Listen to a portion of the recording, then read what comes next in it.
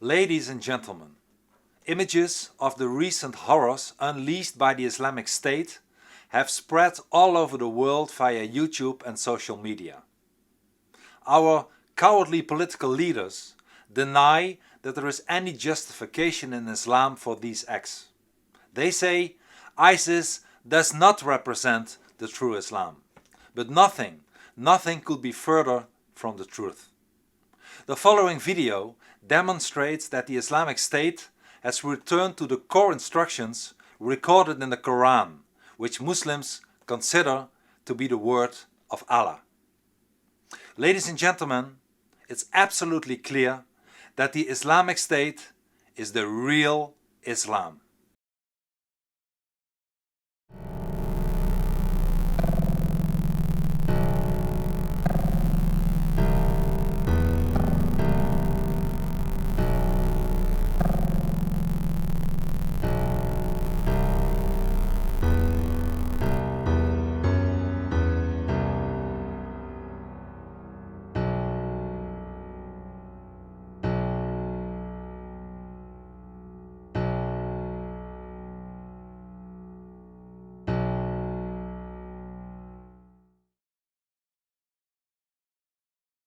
Yeah, I think that it was more open, more unapologetic, more aggressive. And that's primarily because of the fact that the Islamic State considers itself to be the caliphate. Under Sunni Islamic law, the caliph is the only person authorized to wage offensive jihad. Not many people are aware of the fact that in the absence of the caliph, as has been the situation for the last 90 years, the only jihad that is permissible is defensive. And that's why when Osama bin Laden and others have explained why they do what they do, why they pulled off the 9/11 attacks and others, they always explain the attacks in terms of a long list of grievances. The kuffar did this, the infidels did that, the Jews did something else, and therefore it is necessary for us to strike back.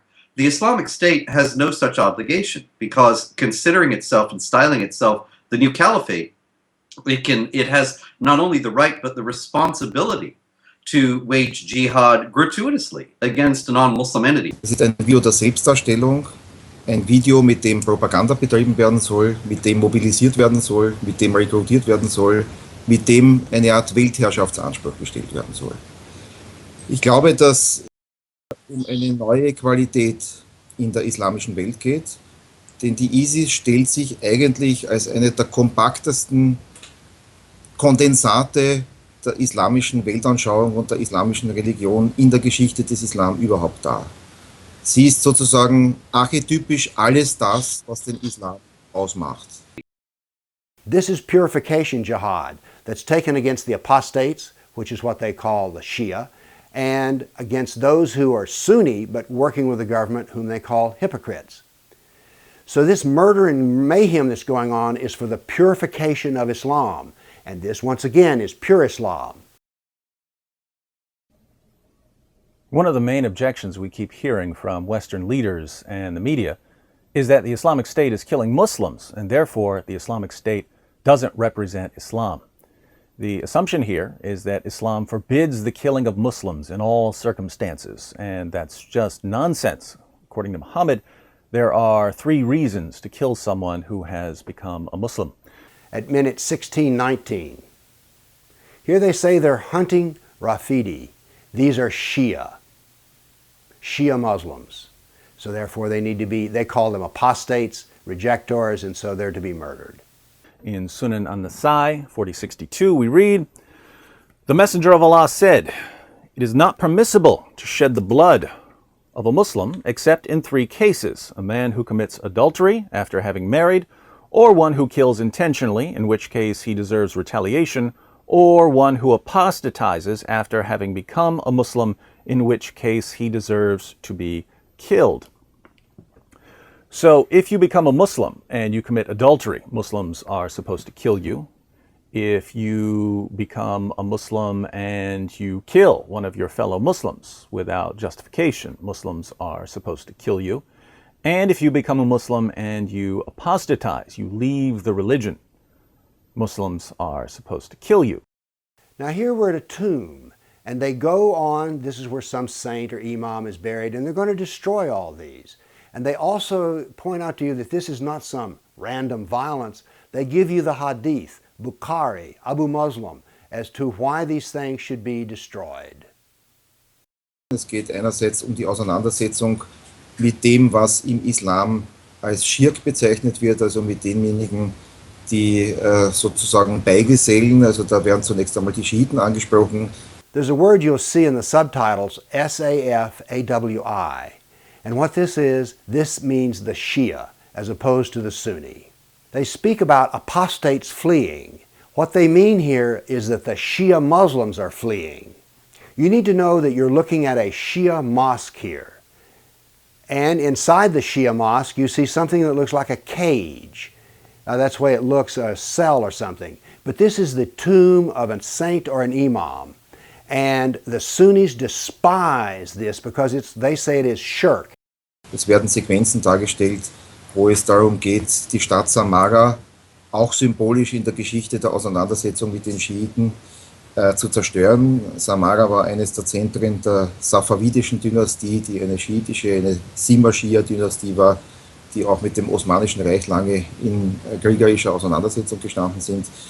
Und diese Stadt wird auf brutale Art und Weise zerstört. Sie wird sozusagen auch symbolisch dem Erdboden gleichgemacht. Auch alles das, was an sogenannten Heiligtümern in dieser Stadt sind, an Schreine und an Minareten. Das ist die eine Sequenz. Yes, the video made use of a number of terms that would be known to a Muslim who has studied his religion and are not easily translated by a single term in English. And for example, there was someplace toward the end of the video where the caliph, I believe, is speaking, and he says that victory is patience in Aqidah and Manhaj. Aqidah being creed, or the proper belief, that is, there's no God but Allah and Muhammad is his prophet, and Manhaj being the study of the Islamic texts in order to determine the truth. And so what he's saying is that our victory is precisely grounded in our fidelity to Islam, in nothing else. And this is something that is emphasized throughout the video in other ways as well. Es wird das gesamte Vokabular benutzt, das im Islam eine zentrale Bedeutung hat. Das Vokabular, wie gesagt, Schirk, der Muschrikiken und der Murtadun und sozusagen also der Ungläubigen, der Abtrünnigen, diejenigen, die aller etwas beigesellen und daher des Todes sind.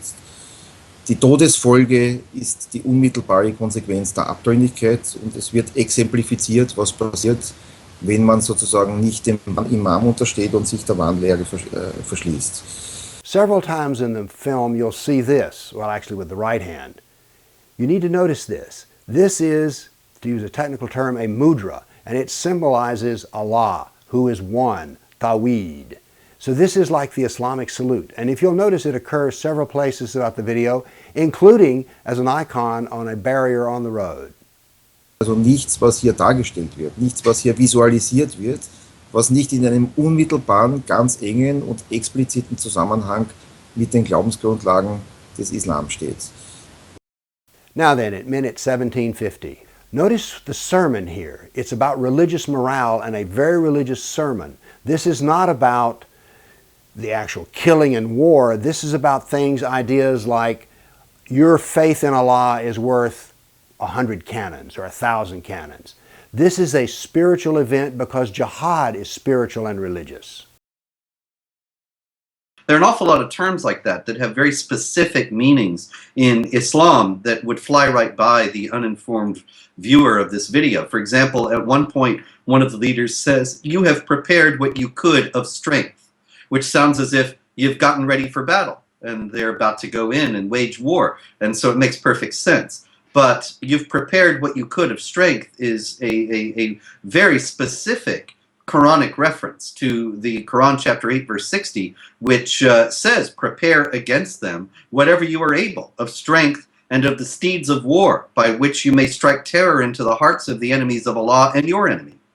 Die Welt, die hier dargestellt wird, ist eine Welt des Schreckens, die aber offensichtlich ihre Anhänger in einem unglaublichen Ausmaß attrahiert. Die Gewalttätigkeit, die hier zelebriert wird und für die sich frühere Terrorregime wie der Kommunismus und der Nationalsozialismus quasi nach außen geschämt hat oder das mit einer gewissen Verstecktheit betrieben hat, diese Gewalt wird hier offen dargestellt, es wird ihr gefrönt, sie wird als Allheilmittel der Verwirklichung der islamischen Idee dargestellt. Und ich glaube, dass man auch hier diesen notwendigen Bezug zum koranischen Gottesbild, zum Bild Allahs erkennen muss. Wenn es in der Sure 3, 127 zum Beispiel heißt, ob Allah die Ungläubigen sofort zertreten wird, ob er ihnen noch einmal eine Gelegenheit zur Bekehrung gibt, um sie dann nachher zu zertreten und endgültig zu zerstören. Es geht dich nichts an, egal, sie sind Frevler. This is how the Islamic State is appealing to young Muslims to get off their couches in the United States or Canada or Britain and go to Iraq and Syria and wage jihad. And so this is the kind of appeal that they're making. And it is not so much on the basis, as I said, of previous terrorist appeals have been, on the basis of look at the terrible things that the unbelievers are doing, but rather on the basis of the glory and the excitement and the honor of being a warrior for the caliphate and somebody who is a soldier of the caliph. And if you're knowledgeable about the Quran, then you can watch the thing and see how many Quranic references just fly by, which is a conscious, of course, decision by the leaders of the Islamic State to ground their appeal in the idea that this is proper obedience to Allah. This is the proper understanding of how to obey Allah. Abu Bakr launched what are called the apostate wars. Everyone had to be brought in line with Orthodox Islamic doctrine and practice. If you didn't stick to the fundamentals of Islam, Abu Bakr was coming to kill you. Es gibt im gesamten Koran nirgendwo einen Hinweis, der darauf hinauslaufen sollte, Gewalt zu domestizieren oder auch nur zu reglementieren, geschweige denn sie zu ächten. Gewalt ist die Ultima Ratio im Koran jedweder Art von Problemlösung. Und das tut ISIS in all ihren Sequenzen und in all ihren Auftrittsaktivitäten. ISIS ist sozusagen die Verkörperlichung der reinen Lehre und nichts weniger als das, was wir in den westlichen Medien immer wieder serviert bekommen, nämlich, dass sie eine Gruppe von Terroristen wären, die die Religion des Islam missbrauchen. Das Gegenteil ist der Fall. And what is the Islamic State doing? Exactly what Abu Bakr, Muhammad's closest companion and the first of the rightly guided caliphs, did. In fact, what was the war name selected by the new caliph of the Islamic State? Abu Bakr al-Baghdadi. He's the new Abu Bakr doing for the new caliphate what the original Abu Bakr did for the original caliphate. So when Western politicians and the media say that the Islamic State is going against Islam, they're saying that Abu Bakr and Muhammad's closest companions went against Islam. And no one who understands Islam would ever say that, because Muhammad himself declared that the greatest generation of Muslims was the first generation.